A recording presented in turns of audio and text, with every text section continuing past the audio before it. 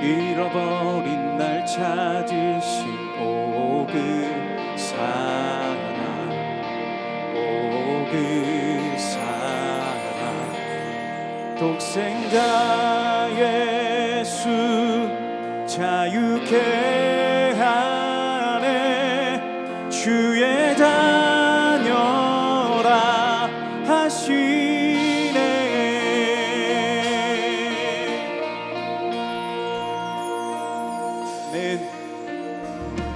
내 모든 죄에 속하신 주의 은혜,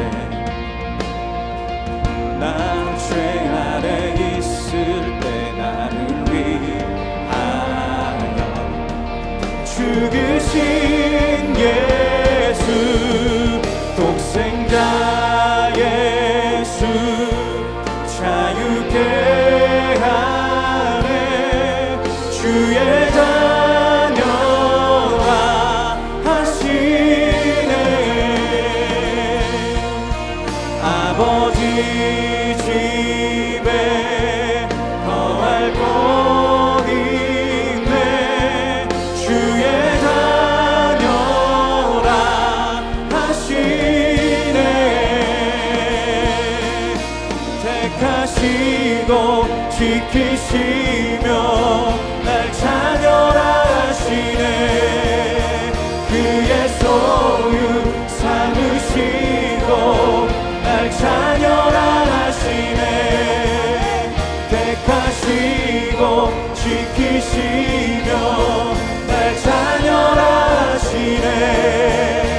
그의 소유 삼으시고 날 자녀라 하시네. 날 자녀라 하시네. 독생자 예수 자유케 하네. 주의 자녀라 하시네. 아버지 집에 거할 곳 있네. 주의 자녀라 하시네. 아버지 집에 거할 곳 있네. 주의 자녀라 하시네.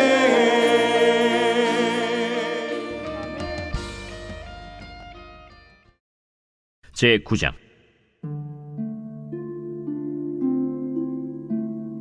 솔로몬이 여호와의 성전과 왕궁 건축하기를 마치며 자기가 이루기를 원하던 모든 것을 마친때 여호와께서 전에 기브온에서 나타나심같이 다시 솔로몬에게 나타나사 여호와께서 그에게 이르시되, 네 기도와 내가 내 앞에서 간구한 바를 내가 들었은즉 나는 네가 건축한 이 성전을 거룩하게 구별하여 내 이름을 영원히 그곳에 두며 내 눈길과 내 마음이 항상 거기에 있으리니 네가 만일 네 아버지 다윗이 행함같이 마음을 온전히 하고 바르게 하여 내 앞에서 행하며 내가 네게 명령한 대로 온갖 일에 순종하여 내 법도와 윤리를 지키면 내가 네 아버지 다윗에게 말하기를 이스라엘의 왕위에 오를 사람이 네게서 끊어지지 아니하리라 한 대로 네 이스라엘의 왕위를 영원히 견고하게 하려니와 만일 너희나 너희의 자손이 아주 돌아서서 나를 따르지 아니하며 내가 너희 앞에 둔 나의 계명과 법도를 지키지 아니하고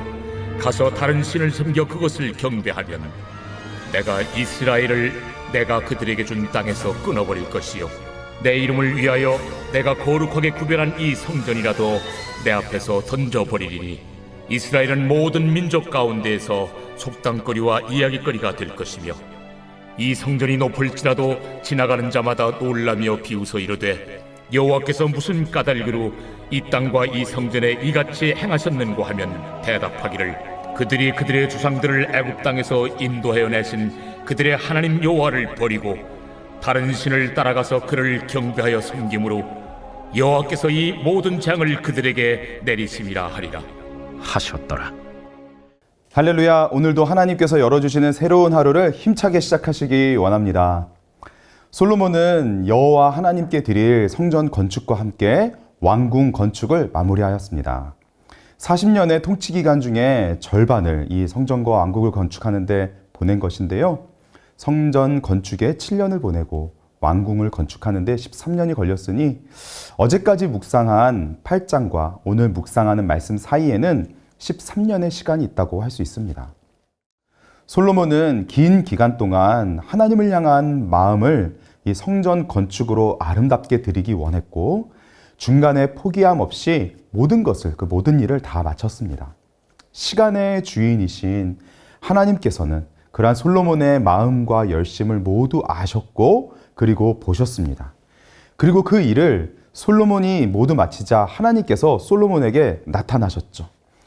함께 오늘 본문 열왕기상 9장 2절과 3절을 함께 읽겠습니다. 여호와께서 전에 기브온에서 나타나심 같이 다시 솔로몬에게 나타나사 여호와께서 그에게 이르시되 내 기도와 내가 내 앞에서 간구한 바를 내가 들었은즉 나는 내가 건축한 이 성전을 거룩하게 구별하여 내 이름을 영원히 그곳에 두며 내 눈길과 내 마음이 항상 거기에 있으리니. 아멘.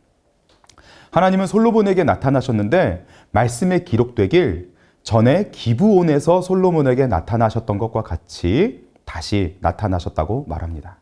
그렇습니다. 솔로몬은 성전이 없을 때 기브온 산당에서 1000번째 제사를 드렸고 하나님은 꿈에서 그에게 나타나셨죠. 솔로몬에게 내가 너에게 무엇을 줄고 너는 구하라고 말씀하셨을 때 솔로몬은 무엇을 구했나요? 그렇습니다. 수많은 이스라엘 백성들을 재판하는 데 필요한 듣는 마음, 즉 지혜를 구했습니다. 그리고 이를 기쁘게 여기신 하나님께서는 그가 구하지 않은 부귀와 영화까지도 같이 주셨죠. 이제는 산당이 아닌 성전을 완성한 솔로몬에게 하나님은 다시 나타나셔서 말씀하셨습니다. 내 기도와 내가 내 앞에서 간구한 바를 내가 들었은즉. 하나님은 솔로몬의 기도와 간구한 것들, 하나님 앞에서 구한 것들을 들으셨다고 하셨습니다. 얼마나 위로가 되었을까요? 솔로몬의 기도와 간구를 들으신 하나님은 지금도 동일한 하나님, 우리의 기도와 간구도 다 들으시는 하나님이신 줄 믿습니다. 동일하신 하나님께서 우리에게도 동일한 위로를 주실 줄 믿습니다. 그리고 이어서 하나님은 말씀하십니다. 나는 내가 건축한 이 성전을 거룩하게 구별하여 내 이름을 영원히 그곳에 두며 내 눈길과 내 마음이 항상 거기에 있을 것이다. 원문에 조금 더 가깝게 번역을 해보자면 나는 내 이름, 내 눈길, 내 마음을 항상 그곳에 두기 위해서 너가 건축한 이 성전을 거룩하게 구별할 것이다 입니다. 거룩하신 하나님께서 솔로몬이 올려드리는 성전을 거룩하게 구별하시는 것은 하나님께서 그곳에 있을 것이라는 약속인 것이죠. 하나님께서 함께 하시겠다는 약속입니다. 하나님의 임재의 약속입니다. 주 안에 사랑하는 성도 여러분, 하나님께서 하신 이 약속은 솔로몬에게 엄청난 약속이었을 것이 분명합니다. 하나님께서 함께 하시는 이 약속은 모든 것에 부족함이 없고 모든 것에 완전하고 모든 나라, 모든 것들을 다스리기에 충분했기 때문입니다.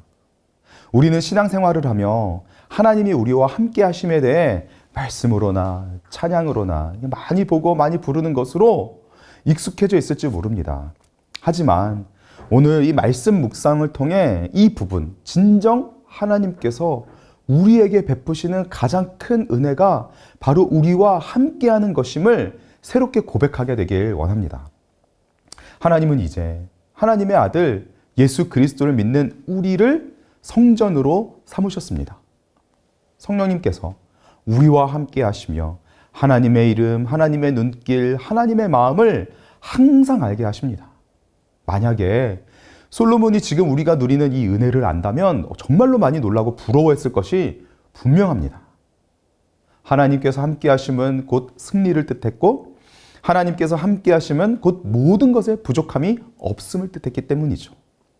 하나님은 솔로몬에게 하나님의 이름을 영원히 그곳에 두고 눈길과 마음이 항상 그곳에 있게 하겠다 하셨습니다. 하나님은 솔로몬이 또한 무엇을 간구하였는지 그 기도한 내용을 정확하게 들으신 대로 이루어 주시겠다 약속하셨습니다. 언약을 맺으신 것이죠. 함께 5절을 읽어보겠습니다.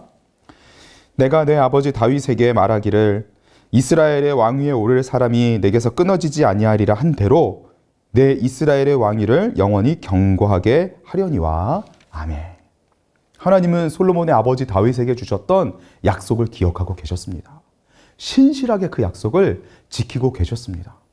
그리고 그 약속을 계속해서 지켜갈 것임을 약속해 주십니다.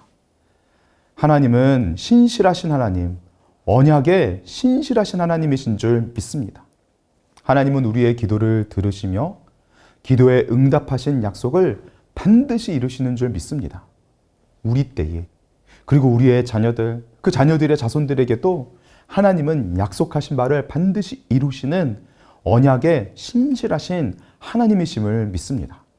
거룩하신 하나님의 이와 같은 약속을 누리기 위해 하나님은 솔로몬에게 또한 이와 같이 할 것을 명하셨는데요. 우리 함께 4절 말씀을 한번 읽어보겠습니다. 4절입니다. 내가 만일 내 아버지 다윗이 행함같이 마음을 온전히 하고 바르게 하여 내 앞에서 행하며 내가 내게 명한 대로 온갖 일에 순종하여 내 법도와 율례를 지키면. 아멘. 솔로몬의 아버지 다윗이 하나님 앞에서 행했던 것과 같이 마음을 온전히 하고 바르게 하여 하나님 앞에서 행하며 하나님께서 솔로몬에게 명하시는 대로 모든 일에 순종하여 법도와 율례를 지켜야 함을, 이렇게 해야 함을 명하셨습니다. 온전한 마음과 정직함으로 솔로몬이 이와 같이 순종해야 함을 말씀하셨습니다.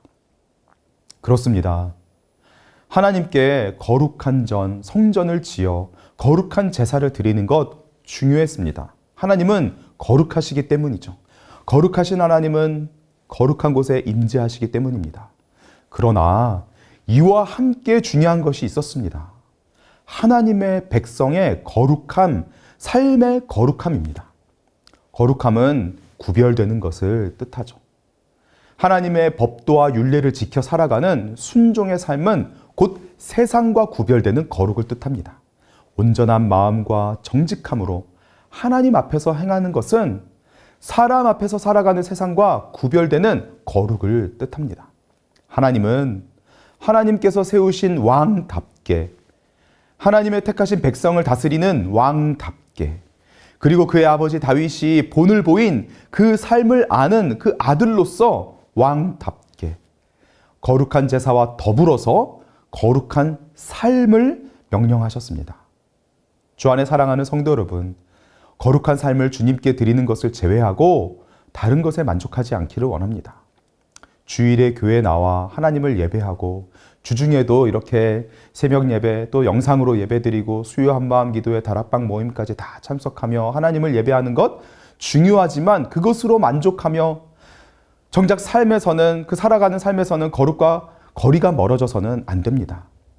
로마서 12장 1절 말씀에 그러므로 형제들아 내가 하나님의 모든 자비하심으로 너희를 권하노니 너희 몸을 하나님이 기뻐하시는 거룩한 산 제물로 드리라. 이는 너희가 드릴 영적 예배니라. 아멘. 우리의 삶, 그 삶을 살아가는 우리의 몸까지도 하나님께 드리는 영적 예배가 될 때 하나님께서 기뻐하신다고 말씀은 분명히 동일하게 우리에게 가르쳐 줍니다. 성령 충만하지 않으면 예배와 삶이 너무도 쉽게 분리됩니다. 성령 충만하여 깨어있지 않으면 가장 먼저 예배와 삶이 분리되고 맙니다. 하나님께서 약속하신 축복을 누리지 못한 채, 거룩함을 잃어버린 채 그저 흘러가는 시간에 떠밀려 살아가게 되는 것이죠. 하나님은 솔로몬에게 분명히 축복을 약속하셨을 뿐만 아니라 또한 분명히 심판도 약속하셨습니다.